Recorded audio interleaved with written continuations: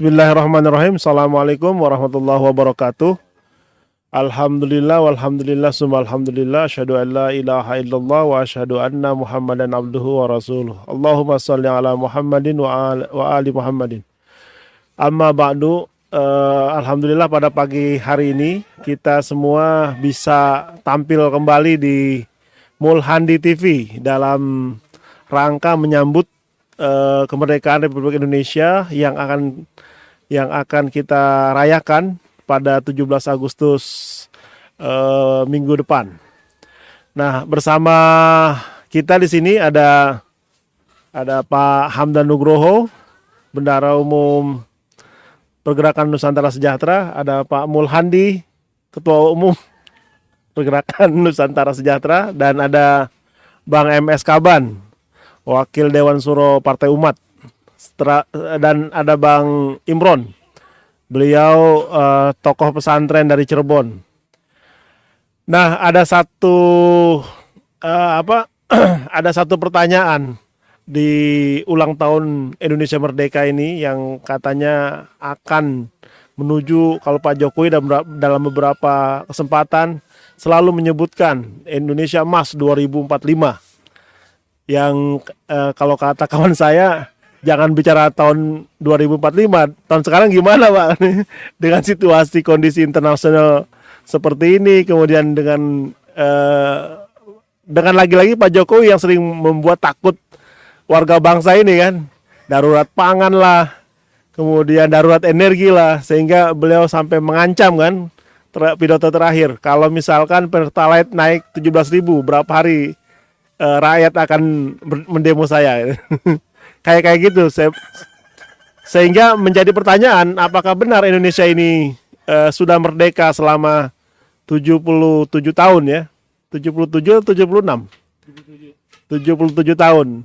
Saya kira selain situasi kebangsaan yang sedang recovery pasca pandemi COVID, kemudian juga tanggung jawab Indonesia menjadi ketua G20 yang semoga tidak seremonial belaka nanti di Bali di akhir tahun ini. Kemudian juga ada banyak sekali agenda-agenda pembangunan seperti IKN yang masih kita belum tahu apakah itu akan wujud di 2025 atau 2024 pasca pemilu 2024. Nah, saya kira hal-hal yang seperti ini menjadi pertanyaan kembali, apakah Indonesia telah merdeka di 77 tahun bulan Agustus tahun 2022 ini. Mungkin dari Ketua Umum atau dari tokoh pesantren, dari kita mendengar suara dari Cirebon. Beliau karena tokoh pesantren sering bersinggungan dengan masyarakat yang ada di akar rumput. Mungkin beliau punya pandangan-pandangan apakah Indonesia ini benar-benar sudah merdeka atau sedang merdeka atau menuju kemerdekaannya yang kedua. Ya, silakan Pak Imron.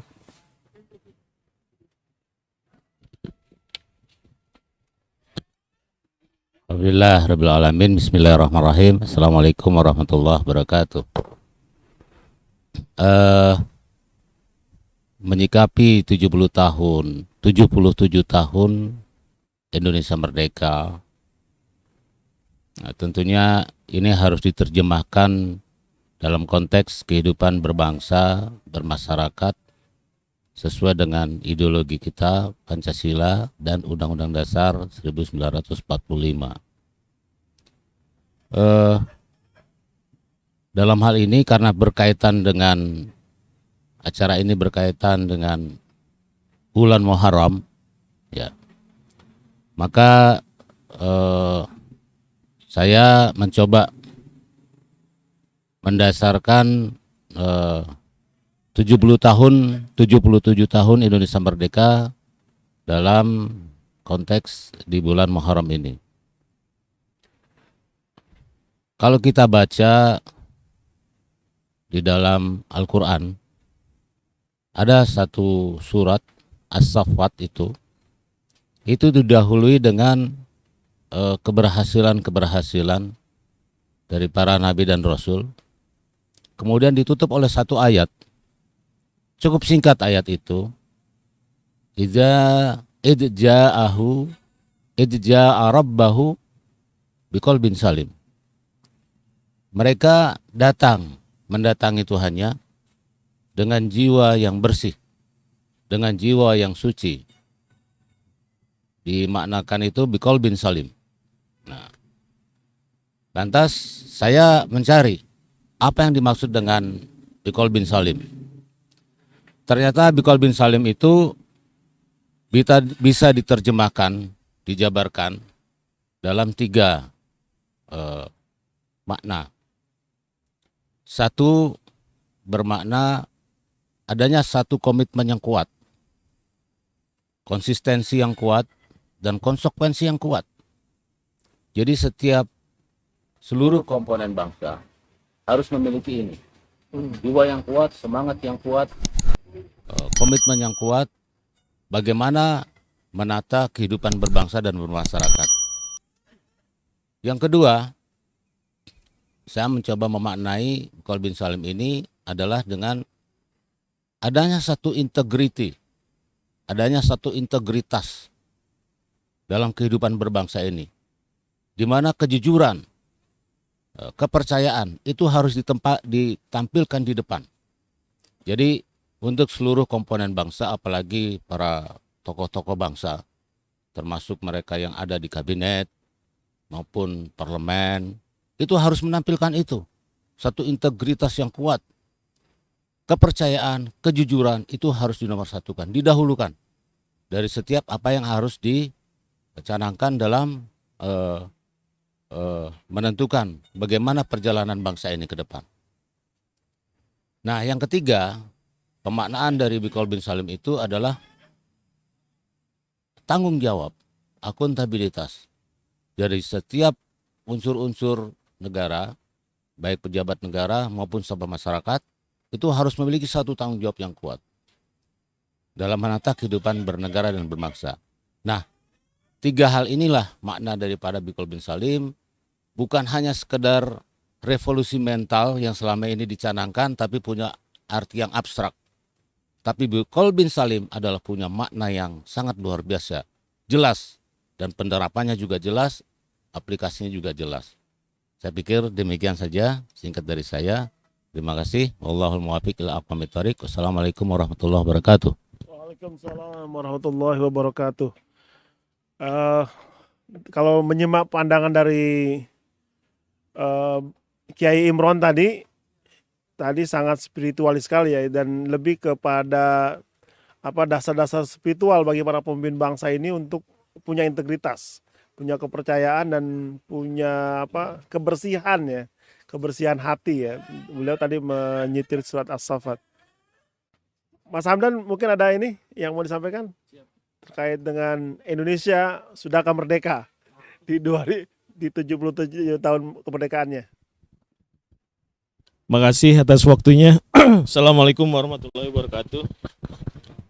Pertama, saya mengucapkan selamat kepada para buruh, ya kan, dan sejuta motor yang akan melakukan ekspresi menjelang 77 tahun kemerdekaan Indonesia. Ya, artinya begini ya, maksudnya ini sebuah ekspresi dari kehidupan bernegara terhadap situasi yang terjadi di masyarakat Indonesia.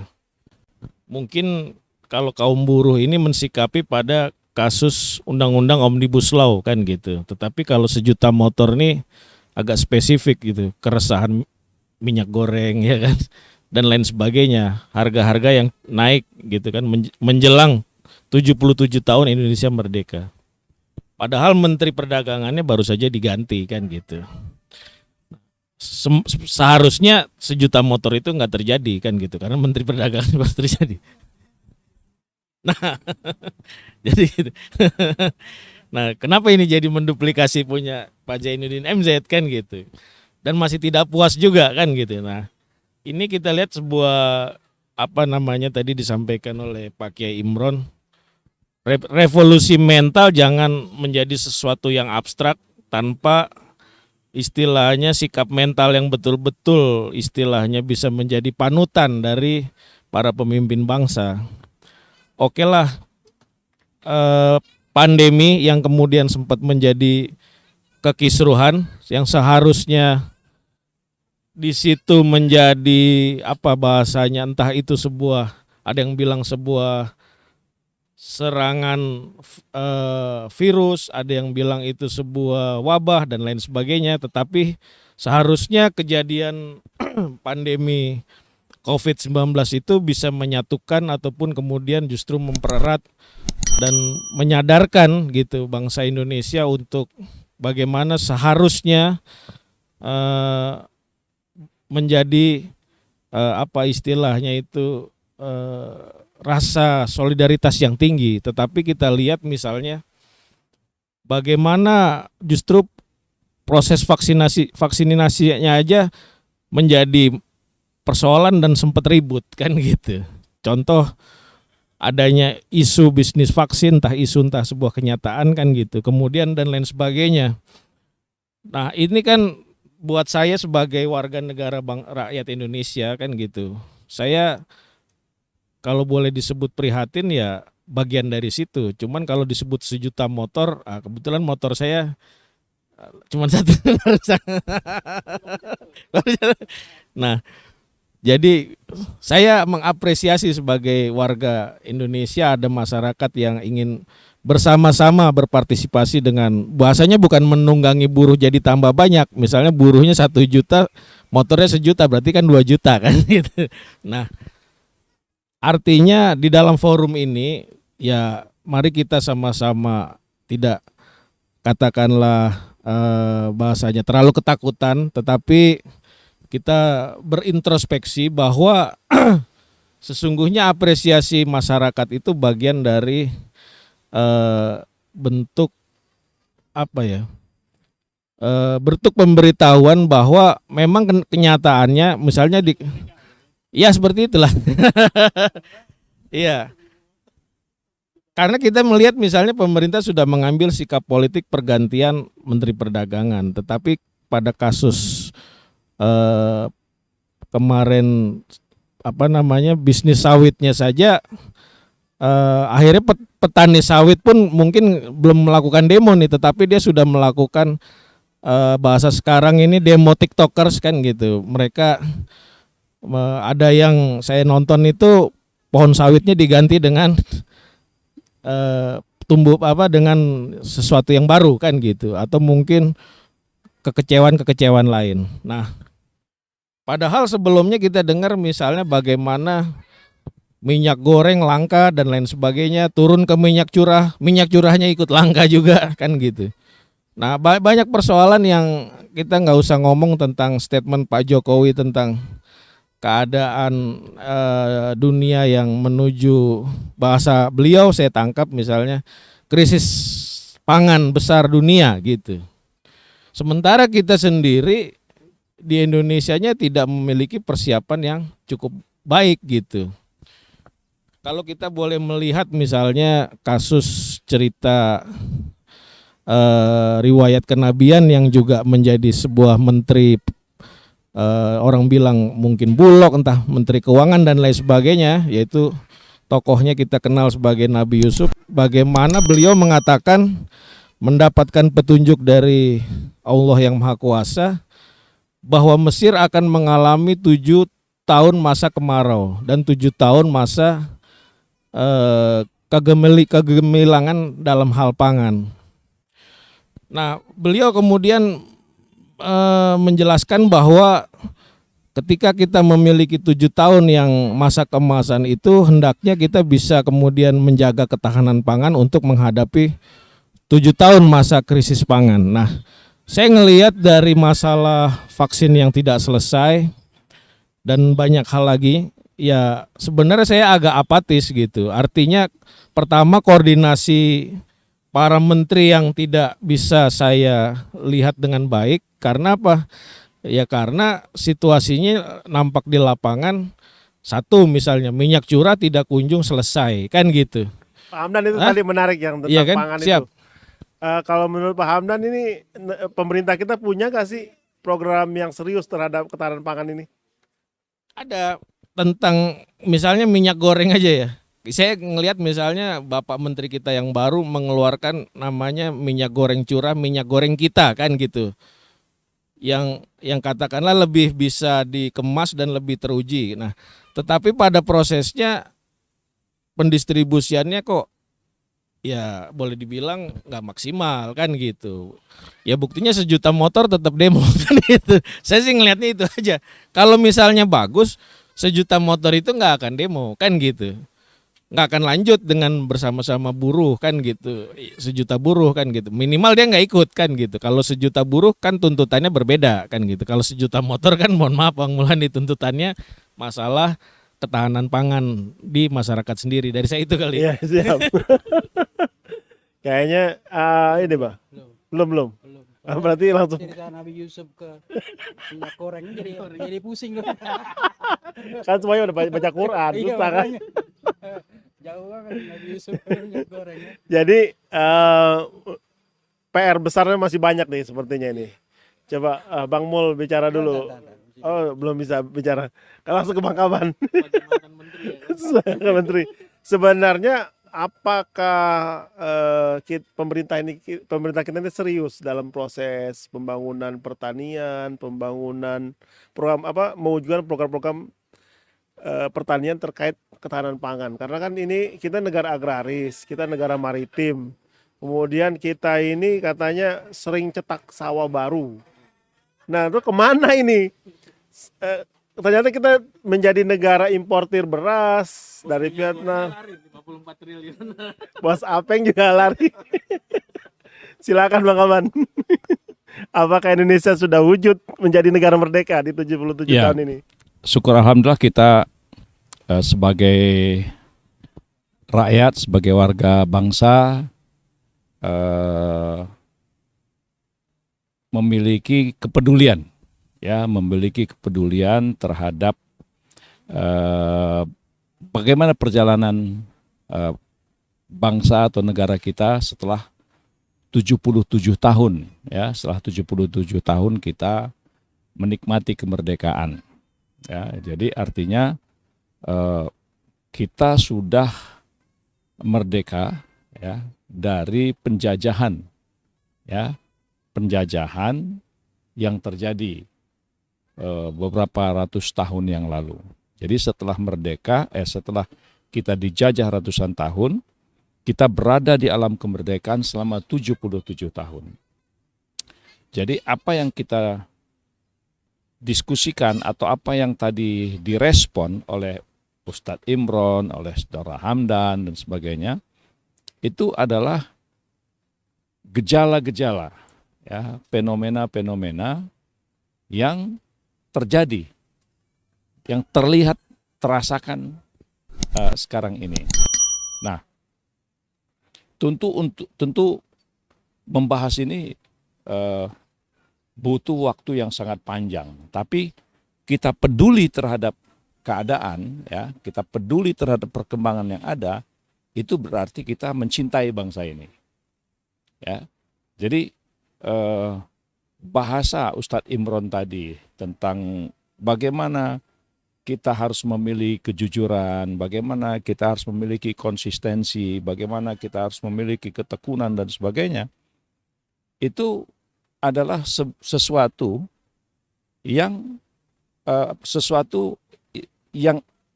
terlihat bahwa kok kita ini setelah merdeka ini kok hilang itu, kan gitu, seakan-akan gitu. Kita membangun bangsa ini kok hilang itu. Nah, Bung Karno sendiri pun pernah juga mengingatkan kita bahwa setelah kita merdeka ini kita membangun karakter bangsa, karakter building, gitu ya. Nah, untuk membangun karakter bangsa itu sudah dilakukan, Bung Karno sudah mencetuskan ide itu. Kemudian di zaman Orde Baru, itu ada penanaman nilai-nilai, nilai-nilai Pancasila dalam konsep P4. Ya, penghayatan dan pengamalan Pancasila yang waktu itu kita hampir semua orang yang kuliah sebelum reformasi itu mendapatkan 36 butir.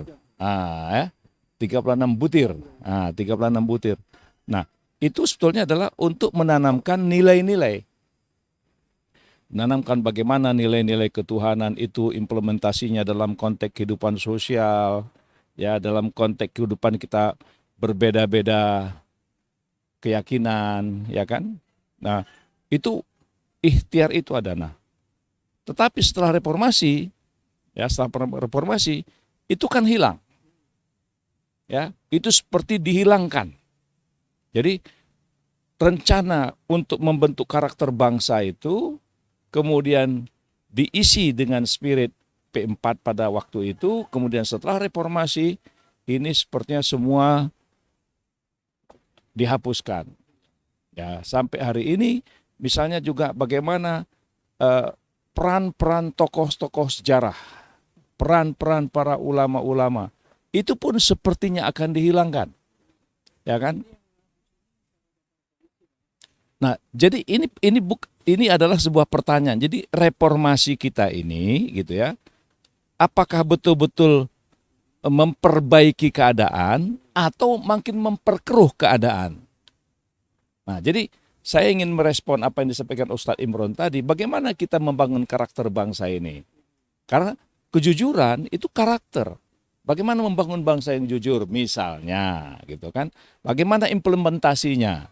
Nah, pada waktu penataran P4, saya kira walaupun saya termasuk orang yang banyak memprotes, ya, banyak memprotes itu gitu kan, dan saya terus terang aja mata kuliah Pancasila itu lulus, walaupun saya tidak pernah mau ikut penataran P4, tapi 36 butir P4 itu saya paham, ya, itu tetap kita baca, kita telaah, kita diskusikan gitu. Nah, jadi setelah 77 tahun Indonesia merdeka, yang menjadi pertanyaan itu kita sudah berada pada posisi apa? Itu dong. Nah, dari sisi tadi membangun karakter bangsa, apakah Bank Indonesia ini berkarakter? Sudah terbentuk nggak karakter bangsanya gitu. Kemudian tadi disorotin dari segi ketahanan pangan. Ya kan? Nah, kita memiliki kebun sawit terluas di dunia, ya kan? Kita memiliki kebun sawit terluas di dunia. Kita memiliki hutan tropis terbesar nomor 3 di dunia, ya kan? Nah, kita memiliki areal persawahan. Nah, pertanyaannya terhadap semua yang sudah dilakukan itu, apakah kita sudah menjadi bangsa yang mandiri? Gitu. Kemandirian pangan misalnya itu. Nah, kenapa digaung-gaungkan keterancaman pangan dan sebagainya? Apa iya? Bukankah kita punya jutaan hektar kebun secara alamiah? Ya, jadi secara alamiah kita itu memiliki lebih dari 1 juta hektar. Ya, itu pohon sagu. Coba. Ya, 1 juta hektar pohon sagu, lebih dari 1 juta hektar, belum lagi yang skater-skater, ya, di seluruh wilayah Indonesia gitu kan. Apa iya kita akan mengalami krisis pangan? Ya, padahal sawit misalnya, kenapa dengan kebun sawit yang terluas di dunia, kemudian kita seperti berseteru, ya, seperti berseteru antara minyak curah dan kemasan misalnya kan? Jadi menurut Bang Kaban, statement Pak Jokowi yang kemarin bicara tentang krisis pangan tuh ada nggak itu? Apa itu hanya nakut-nakutin atau ingin rencana 3 partai yang ingin mengundurkan pemilu itu? Apa, atau Jadi 3 gini, periode itu? ya tentu beliau sebagai presiden, ya kan, beliau tentu presiden punya informasi, ya kan, punya informasi. Nah, informasi-informasi itu kan tentunya harus diolah. Ya, harus diolah. Tidak ditelan mentah-mentah. Ya, tidak ditelan mentah-mentah. Informasi apapun dari institusi apapun itu mesti diolah oleh para ahli-ahlinya, Dan kemudian bagaimana kita melakukan adaptasi. Nah, gitu kan. Bagaimana kita melakukan adaptasi terhadap perkembangan-perkembangan ini? Yang paling penting adalah bagaimana rakyat kita, bangsa kita ini tetap kuat. Ya. Nah, bangsa kita tetap kuat. Nah, begitu juga misalnya terhadap tantangan tentang kenaikan harga minyak Pertalite misalnya. Bukankah harga minyak itu sudah naik? Ya, ada Petramax Turbo, ada Dexline, itu kan naik semua. Nah, apakah presiden itu berpikir bahwasanya dengan kenaikan itu pendapatan masyarakat itu menurun? Ya kan? Ya. Karena daya beli masyarakat itu kan menurun.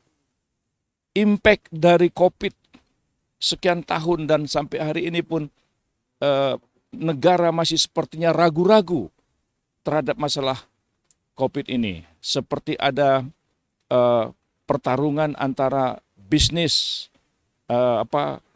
alat tes dan sebagainya. Nah, jadi yang paling penting kalau kita mau bangsa kita ini sudah berada pada posisi apa 77 tahun Indonesia merdeka. Apakah dari segi pangan kita sudah mandiri? Ya kan, pangan itu misalnya juga dari segi pemasokan daging, ya begitu luas wilayah kita, apakah kita sudah mandiri dalam swasembada kebutuhan daging ini? Kenapa kok terjadi kemunduran? Ya, Orde Baru itu berikhtiar sedemikian rupa untuk mencegah penyakit mulut dan kuku, dan itu berhasil. Ya, kemudian di zaman era pemerintah sekarang, PMK muncul, ini kan kemunduran. Ini kan ini kan standar mundur. Jadi kita 77 tahun. Kemudian gini, bagaimana dengan beban-beban hutang? Ya kan? Bagaimana beban-beban hutang ini yang sepertinya pemerintah terus-menerus mencari alat untuk justifikasi bahwa apa yang dilakukan ini tidak bermasalah. Apa betul tidak bermasalah? Gitu kan? Karena sekarang sudah lebih dari 40%. Ya. Lebih dari 40% antara beban bunga hutang itu dengan kemampuannya gitu kira-kira gitu kan. Nah, apa benar ini tidak bermasalah? Ya kan? Nah, pemerintah kan pasti berganti.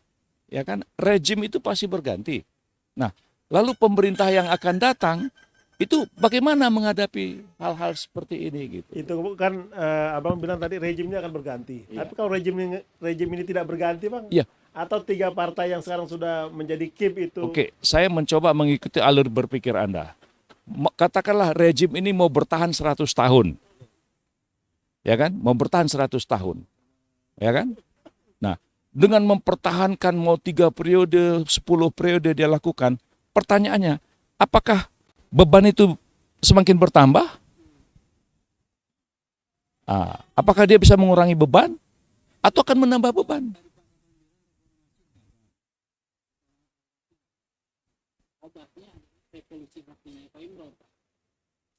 Nah, ini menarik ini.